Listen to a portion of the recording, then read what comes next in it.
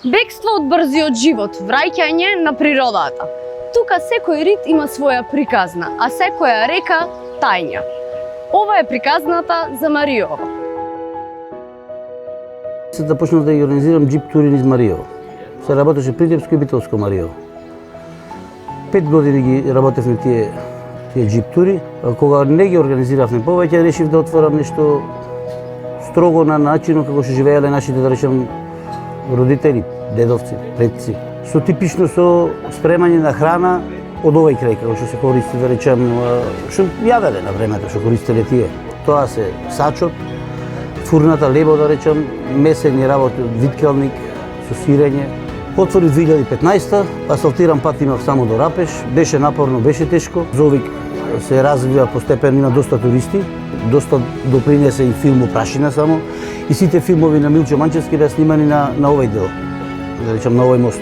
Идат од сите држави, Европа, Австралија, са Америка. Значи се организира и кањонинг, имаме група на кањонинг што одиме од мостот, камениот мост што е долу на реката. На овој дел, Битолски дел, имаме 5 села. Значи Зовике, Груниште, Будимирци, Старавина и Градешница.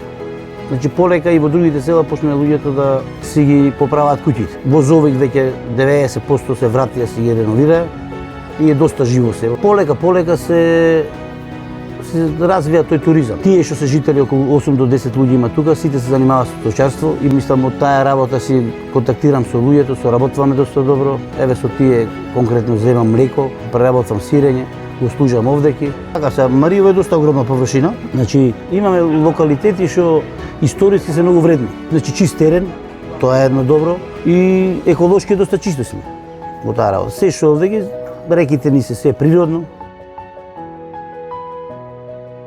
А пак во својот најславен период Мариово бил со една од највисоките стапки на наталитет на Балканот. Од 55 година ова селото овде беше околу 360 жители. Се живееше исклучиво од земјоделие и сточарство. Во селото наше од се по нешто се садеше.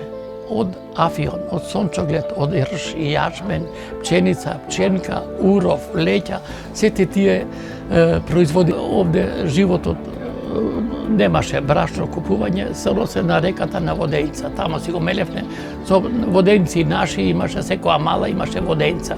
Од 70-тите, кога дојдоа, веќе дојде кај 72-та и 3-та и 4-та нагло иселување од селото. Тоа беше страшно. Буквално за сите села исто вршеше. Истовремено сите остана како од оган, изгорени, празни. Фали тој поедноставен живот и такви поедноставни навики? Ми фали ова што го имав овде, што го немам таму. Оваа слобода, овде поќе ме одмара. Не станува збор само за зачувување на место, туку негување на чувство. Чувство на поврзаност, припадност и враќање на поедноставно време и навики.